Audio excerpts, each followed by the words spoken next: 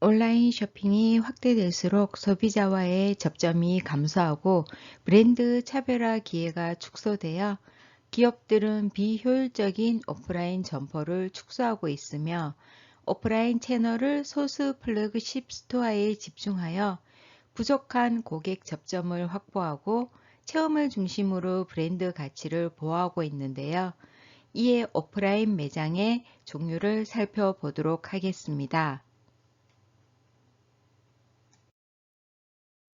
리테일샵이 변하고 있습니다. 최근 들어 눈에 띄게 늘어나고 있는 플래그십 스토어, 팝업 스토어의 폭발적인 증가 역시 기업들의 리테일샵을 활용하는 브랜드 전략의 변화인데요. 소매업에 오락성을 더한 것으로 고객이 쇼핑을 하면서 즐거운 경험을 할 수 있도록 하는 마케팅 기법입니다. 판매와 구매, 세일즈의 기능성에 포커스가 집중되어 있던 이 리테일샵에 최근 들어 문화와 엔터테인먼트 브랜드 전략이 녹아들고 있는데요. 온라인의 위세에 위축되면서 오프라인 매장을 통해 물품을 판매하던 전통적인 방식의 구매 커뮤니케이션에서 기업들이 변화를 모색한 것이라고 볼 수 있습니다. 과거 시간이 부족하던 시대의 금전 소비형에서 시간 소비형으로 관광형보다는 참여형, 체험형 여가 활동에 대한 선호도가 증가되고 있는 문화를 즐기려는 현상입니다. 예시 사진은 책과 음악, 차와 커피, 그리고 위스키, 와인까지 남성들에게 우아한 살롱 문화를 제공하는 살롱 캠브리지와 일룸에서 제공하는 엄마의 서재입니다. 이 문화적 체험을 즐기려는 현상 부분은 다음 체험 매장 파트에서 다시 한번 자세히 보여드리겠습니다. 그럼 리테일샵의 종류로 첫 번째 팝업 스토어, 두 번째 플러그십 스토어, 세 번째 팸즈샵에 대해서 살펴보겠습니다. 첫 번째 팝업 스토어는 임시 매장 게릴러 스토어라고도 합니다. 한정된 기간에만 팝업 스토어를 운영하면서 소비자가 브랜드를 다양하게 경험할 수 있도록 하는데요. 팝업 스토어에 레스토랑, 카페 등 다양한 형태로 꾸밀 수 있어서 소비자들은 신제품을 보는 것뿐 아니라 특별한 경험을 하기 위해 스토어를 방문하기도 하는데요. 브랜드의 이미지 메이킹에 기여를 하고 있습니다. 한시적으로 신규 브랜드나 한정판 상품을 판매하고 문을 닫는 매장인데요. 소비자뿐 아니라 확대되는 바이어들까지 브랜드의 이미지와 제품 구성력, 차별화를 선보이는 기획의 장으로 활용되면서 단순히 판매만 하는 것이 아니라 소비자에게 제품과 브랜드를 오감으로 느끼게 하는 체험 공간으로 많이 꾸며지기도 합니다. 이 팝업 스토어는 갤러리와 마케팅이 플러스되어야 되는데요. 지금 아니면 못 산다는 희귀성으로 구매를 유발하기도 합니다. 유래는 2003년 점포 부지가 없어 임시로 오픈했던 매장이 대박나면서부터라고 할 수 있습니다. 유니클로는 2006년 맨하탄에 컨테이너 박스 형태의 매장을 열어서 일본에서 바로 건너온 신상품을 소개하며 화제가 되기도 합니다. 그럼 국내엔 언제 상륙했을까요? 업계에서는 2009년 홍대 앞에 열린 패션 브랜드 구호와 나이키의 팝업 매장이 1세대라고 얘기합니다. 팝업 스토어가 생기기 전엔 고객이 기존 매장을 찾아야 가야지만 했었는데요. 소비자가 주도권을 쥐면서 팔려는 사람이 고객을 적극적으로 찾아 나서는 구도로 바뀐 게 바로 팝업 스토어에 대한 수요가 늘어난 계기라고 할 수 있습니다.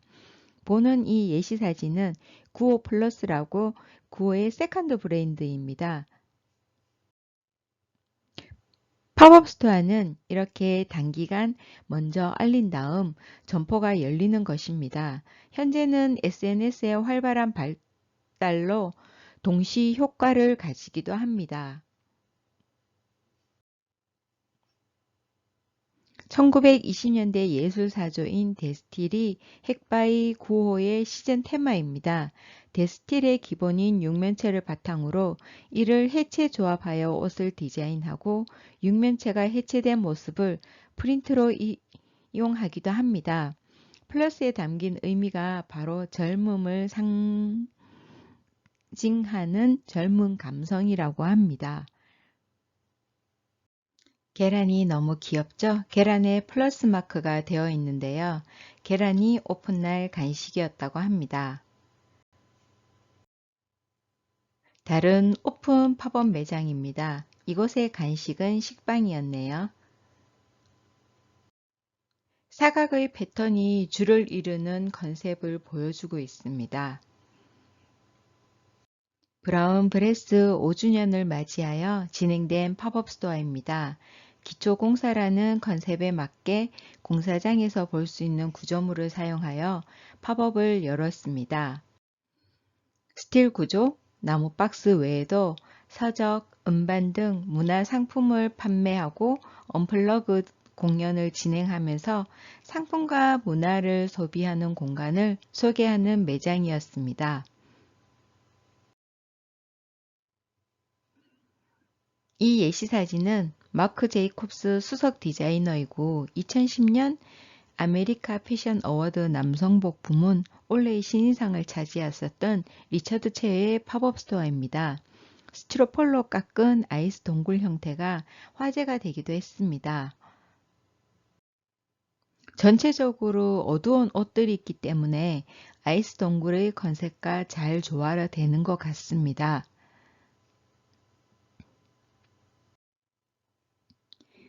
이 예시사진은 남성 화장품 프로스틴인데요. 역시 찬 상품의 컨셉 그대로를 적용하여 아이스 동굴 느낌의 매장을 표현하였습니다.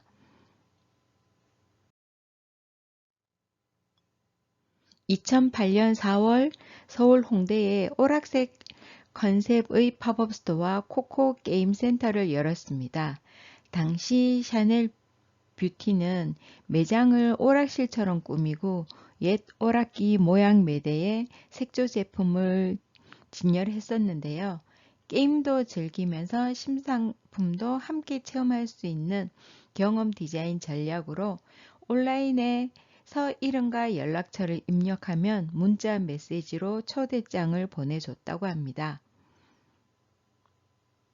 2019년 8월 15일부터 28일까지 현대백화점 판교점 1층 열린광장서 진행된 루이비통의 하드사이드 러기지입니다. 루이비통을 대표하는 트렁크와 여행 가방은 시대를 초월해서 여행의 동반자 역할을 해왔는데요. 총 150여 개의 여행 가방을 전시하고 판매를 했었습니다. 보는 예시사진은 모카 라디오입니다. 동서식품의 모카 골드는 2015년 모카 다방, 2016년 모카 책방에 이어 모카 사진관, 모카 우체국, 모카 라디오 등 매번 다른 컨셉트로 소비자들과의 만남을 추구하고 있습니다. 맥심 모카 골드는 1989년에 출시된 오래된 브랜드이죠.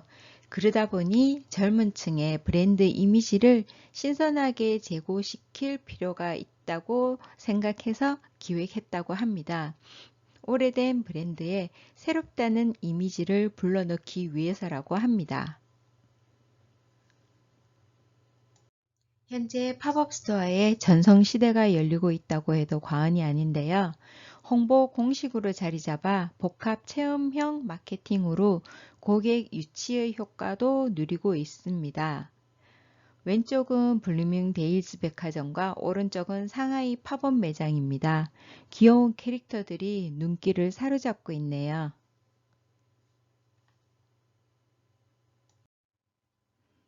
2019년 10월 18일 서울 강남역 근처에 생긴 방탄소년단의 팝업 스토어입니다. 80일간 운영을 했었는데요. 체험형 쇼룸과 MD와 F&B, 구매 공간 등으로 구성돼 관람과 체험과 구매가 모두 가능한 멀티 공간으로 조성되었습니다. 과거에는 팝업 스토어를 여는 업종이나 브랜드가 한정적이고 대형 광고 기획사를 보유한 업체들의 전유물 성격이 강했지만 현재는 고객 체험을 통해 브랜드를 알리는 것은 물론이고 신선함까지 더할 수 있어서 기업들이 적극적으로 나서고 있는데요. 넷플릭스 시리즈인 기묘한 이야기가 세 번째 시즌을 앞두고 홍대에서 지난 6월 20일부터 약 17일간 팝업 스토어를 운영했습니다. 기묘한 이야기의 배경을 컨셉으로 내 외부를 꾸몄고 같은 컨셉으로 된 방탈출은 사전 예약을 통해 운행했다고 합니다. 1980년대를 주인공으로 했던 아케이드 게임존이 마련돼 직접 게임도 할 수 있었다고 합니다.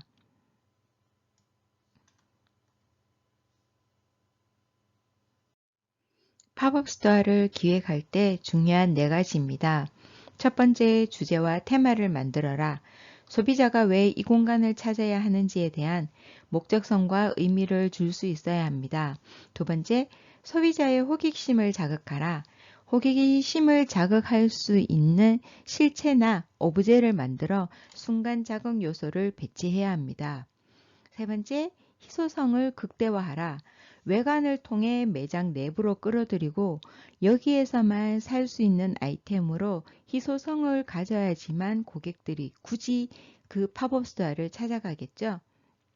네 번째, 소비자 머릿속에 브랜드를 각인시켜라.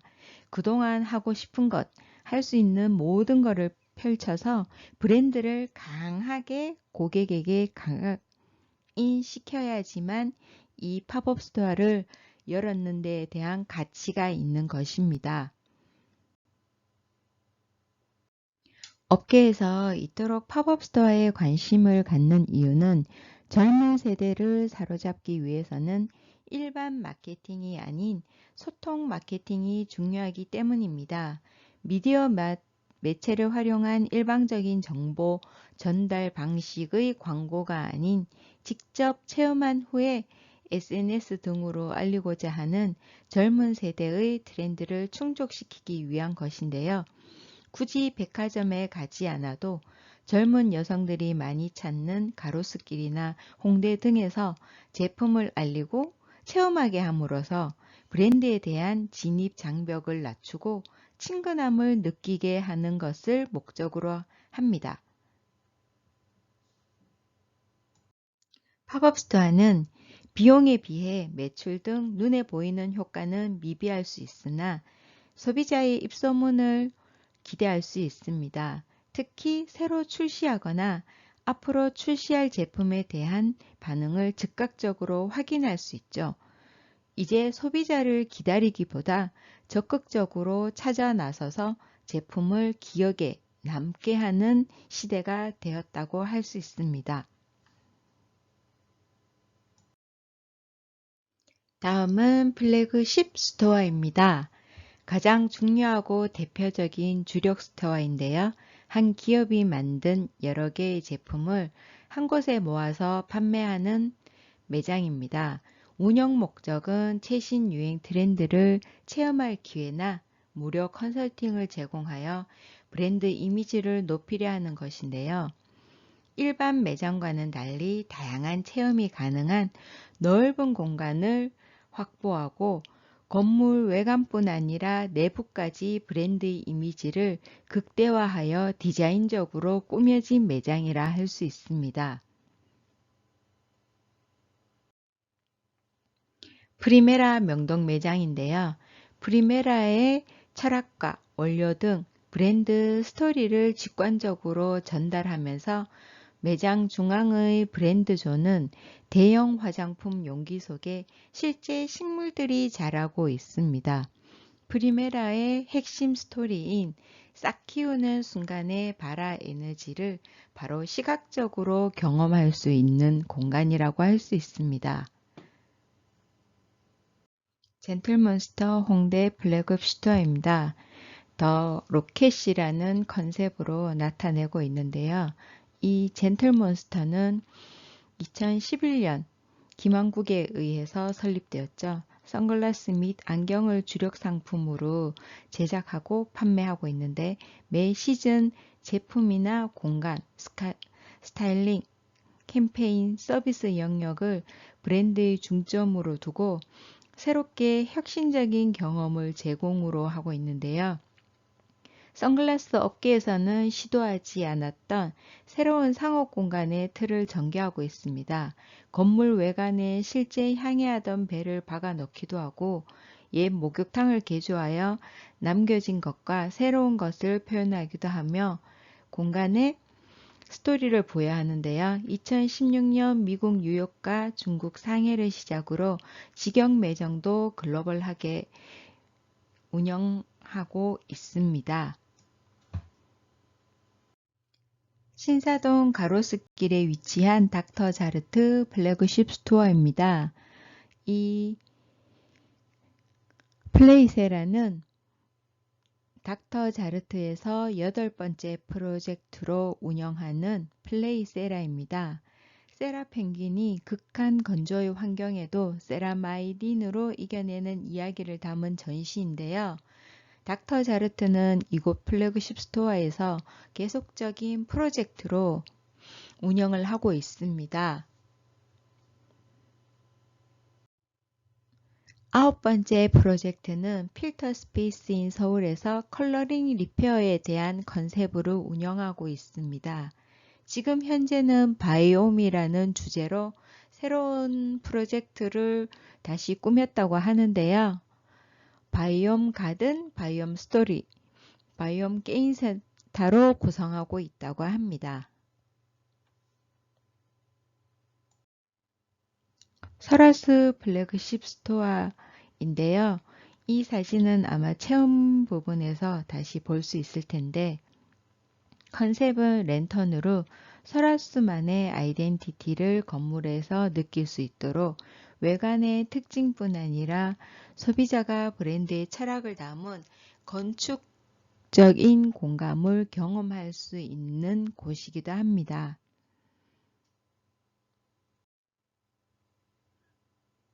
다음은 청담 플래그십 스토어인데요. 순수 예술을 통합했던 독일의 바우하우스 정신에서 영감을 얻은 건축 디자인이 특징입니다. MCM 하우스는 그 자체로 집이 되는 동시에 서울 청담동 명품 거리의 랜드마크로 자리 잡고 있는데요. 차세대 트렌드 셔츠들의 새로운 패션과 아트 허브의 구심점이 되면서 문화와 아트의 정점을 경험할 수 있는 장소로 거듭나고 있다고 할 수 있습니다.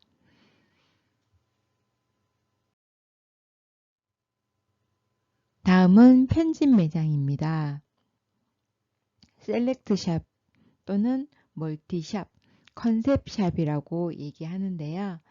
하나의 매장에 2개 이상의 브랜드를 모아서 구성하고 있는 매장으로 패션이라는 아이템을 동일한 컨셉 아래서 구성시킨 복합 문화 공간을 의미하는데요.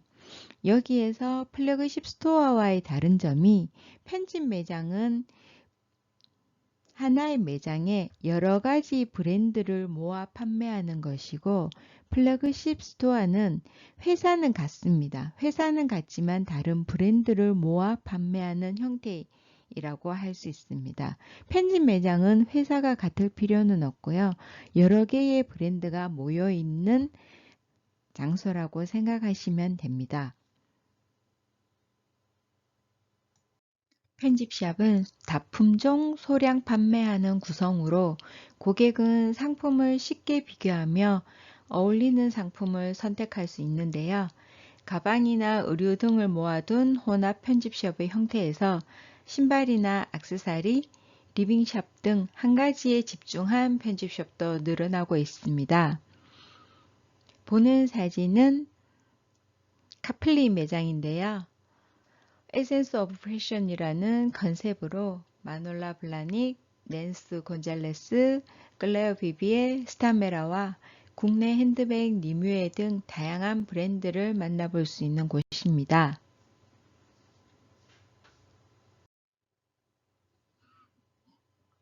다음은 띵굴 시장의 띵굴 스토어인데요. 띵굴 마켓은 온라인 샵이고 띵굴 스토어는 오프라인 매장입니다. 프리마켓에서 정식 오프라인 스토어를 오픈한 경우인데요. 작은 브랜드들의 살림 아이템을 모아놓은 리빙 편집샵입니다.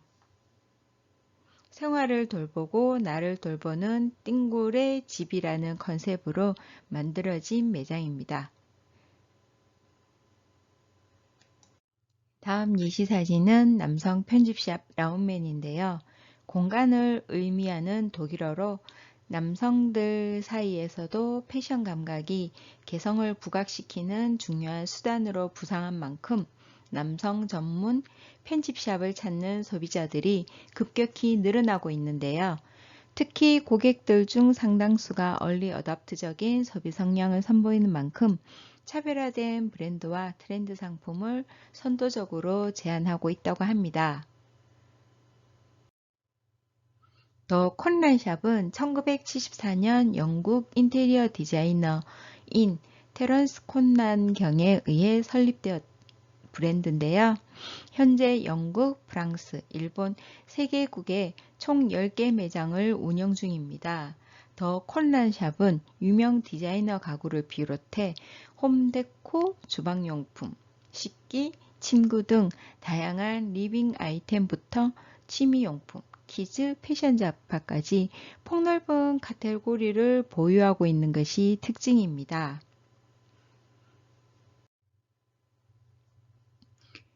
보에띠는 이탈리아 여성의 이름에서 유래되었고 40대 여성의 트렌디 패션을 제안하고 있는데요. 이즈멜보는 직장인 여성을 위한 편집샵이라고 합니다. 이 두 브랜드는 이랜드 그룹에서 운영하는 편집샵입니다. 지금껏 살펴본 팝업 스토어, 플래그십 스토어, 편집샵은 바로 사용 체험을 목적으로 하고 있습니다. 꼭 물건을 만져보고 사용하지 않더라도 그 공간 자체에서 체험하는 부분까지 다 포함한다고 할 수 있는데요. 리테일 샵의 디자인은 구매 욕구를 자극하는 디자인적인 요소뿐만 아니라 고객의 감성을 자극하고 브랜드에 대한 각인을 효과적으로 전달하는 커뮤니케이션에 주안점을 두고 있는 경향이 있습니다. 예를 들어 애플 매장을 생각해 보면 그동안의 판매점은 제품에 손자국이라도 남을까 싶어서 제품을 유리상자 안에 넣어두고 바라만 보게 했지만 지금의 매장은 큰 테이블 위에 쭉 펼쳐놓고 마음껏 만져보도록 하고 있죠.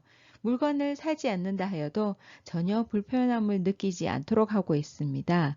바로 이 같은 개념이 매장 대신 리테일 샵이라고 하기도 합니다.